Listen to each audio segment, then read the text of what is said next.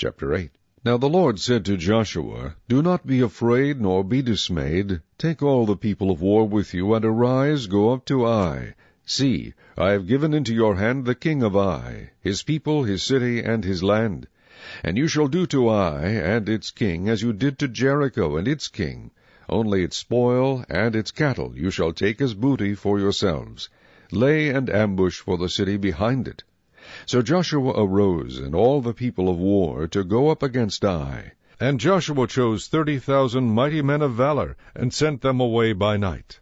And he commanded them, saying, Behold, you shall lie in ambush against the city, behind the city. Do not go very far from the city, but all of you be ready. Then I and all the people who are with me will approach the city, and it will come about, when they come out against us at the first, that we shall flee before them. For they will come out after us till we have drawn them from the city. For they will say, They are fleeing before us, as at the first. Therefore we will flee before them.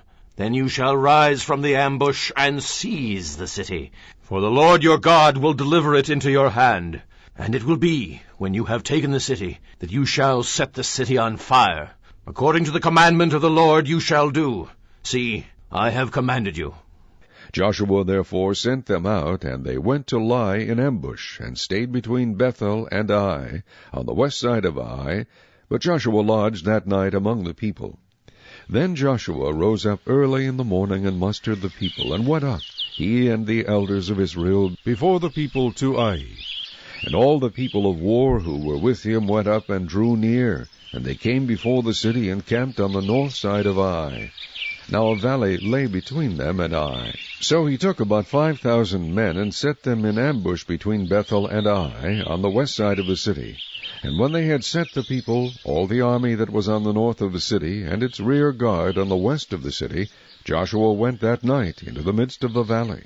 Now it happened, when the king of Ai saw it, that the men of the city hurried and rose early, and went out against Israel to battle, he and all his people, at an appointed place before the plain. But he did not know that there was an ambush against him behind the city. And Joshua and all Israel made as if they were beaten before them, and fled by the way of the wilderness. So all the people who were in Ai were called together to pursue them, and they pursued Joshua, and were drawn away from the city. There was not a man left in Ai or Bethel who did not go out after Israel. So they left the city open, and pursued Israel. Then the Lord said to Joshua, Stretch out the spear that is in your hand toward Ai, for I will give it into your hand. And Joshua stretched out the spear that was in his hand toward the city. So those in ambush arose quickly out of their place. They ran as soon as he had stretched out his hand, and they entered the city and took it, and hurried to set the city on fire.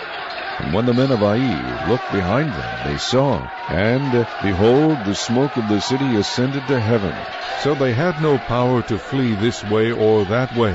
And the people who had fled to the wilderness turned back on the pursuers. Now when Joshua and all Israel saw that the ambush had taken the city, and that the smoke of the city ascended, they turned back and struck down the men of Ai.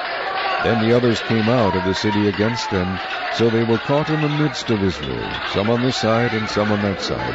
And they struck them down, so that they let none of them remain or escape. But the king of Ai they took alive, and brought him to Joshua.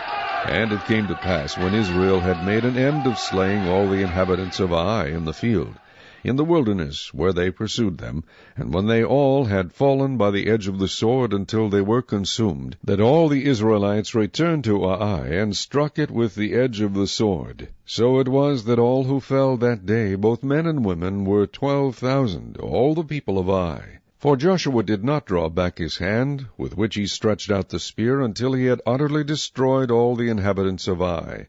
Only the livestock and the spoil of that city Israel took as booty for themselves, according to the word of the Lord which he had commanded Joshua.